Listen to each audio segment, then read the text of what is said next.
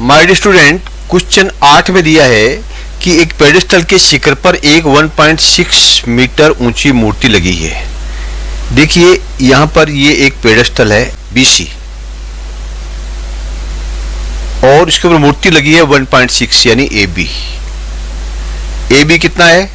1.6 metre, ये दिया हुआ इसके अंदर। उसके बाद लिखा है from A point on the ground, ground पे एक पॉइंट है D, यहां से elevation on the top of the statue, यहाँ की टॉप स्टेच्यू मतलब A, ये 60 डिग्री का है। यानी ये जो कोण है ADC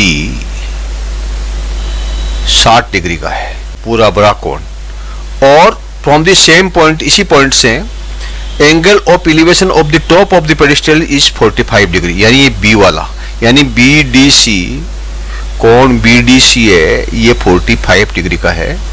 आपको बताना है find the height of the pedestal, आपको BC का ज्ञात करना है। BC यानी हाइट जो आपको ज्ञात करनी है, ये क्या है?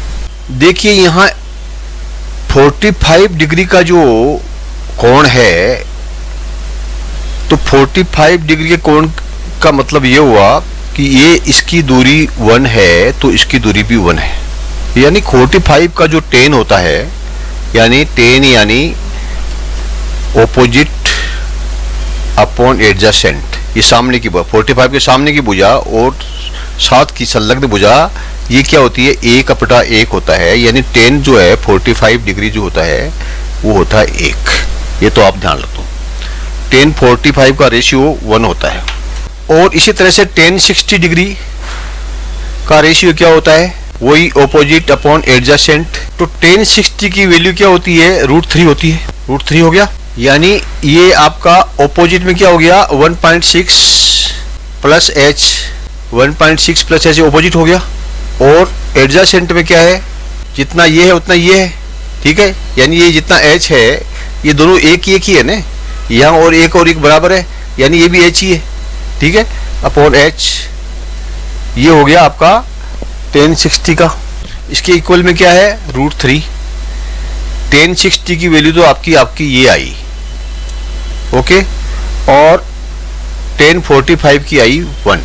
यानी आप इसमें जो है हाइट में h और नीचे भी h, यूं लीजिए OA यानी 1/h हो गई है। आपको निकालना क्या है?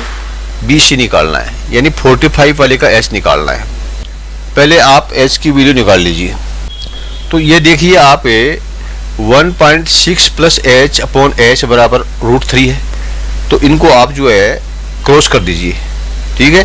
तो ये कितना आएगा? आपस में इसको मल्टीप्लाई किया, इसको मल्टीप्लाई किया, यानी 1.6 प्लस h को 1 से गुणा कर दिया, इक्वल में आ जाएगा h √3। तो 1.6 प्लस h बराबर h √3 है। तो 1.6 के बराबर में क्या हो जाएगा? h √3, और ये लेफ्ट से राइट में आएगा तो माइनस हो जाएगा, प्लस वाला है ये h हो जाएगा, ओके। यानी 1.6 इज इक्वल टू h को आप बाहर ले लो, ब्रैकेट कर दो, तो ये √3 और -1।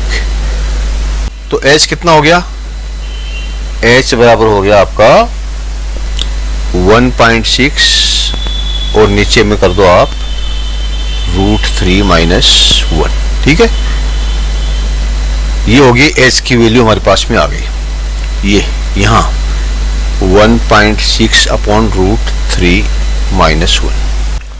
अब देखिए h की वैल्यू तो हमारे पास में आ गई और h की वैल्यू हमें चाहिए, लेकिन ये वैल्यू जो है ये नीचे अंडर रूट नहीं हो सकता, ये कंप्लीट होनी चाहिए, ठीक है। नीचे की जो संख्या है वो कंप्लीट होनी चाहिए। तो हम इसको क्या करेंगे? ऊपर और नीचे दोनों में जो है √3 + 1 से गुणा कर देंगे। तो क्या बन जाएगा? ये तो बन जाएगा 1.6 गुणा √3 + 1, और नीचे क्या हो जाएगा? a - b का गुणा a + b, यानी a² - b², यानी 3 का स्क्वायर 3 और b का स्क्वायर 1, यानी 2 हो गया। 3 में से 1 घटाए 2। अब 1.6 को 2 से काट देंगे तो कितना हो जाएगा 0.8। तो हमारे पास क्या बचेगा, h बराबर 0 कर दो इसको, 0.8 ब्रैकेट में रूट में 3 प्लस 1, बस हो गया h की वैल्यू मीटर। यही इसकी हाइट जो है, आपने नीचे ये नहीं आता इसलिए आप इसको सही लिखोगे तो ये आएगा h की वैल्यू ये आएगी, ठीक है, 0.8 गुणा √3 प्लस h मीटर। क्लियर। देखिए क्वेश्चन 8 का पूरा सॉल्यूशन यहाँ से दिया है, यहाँ से यहाँ तक आप इसको पढ़ लीजिए और समझ लीजिए, स्क्रीनशॉट ले लीजिए या पॉज करके पढ़ लीजिए। अगर समझ में नहीं आया है तो आपको समझ में आ जाएगा। Clear. Thank you my dear student, please like and subscribe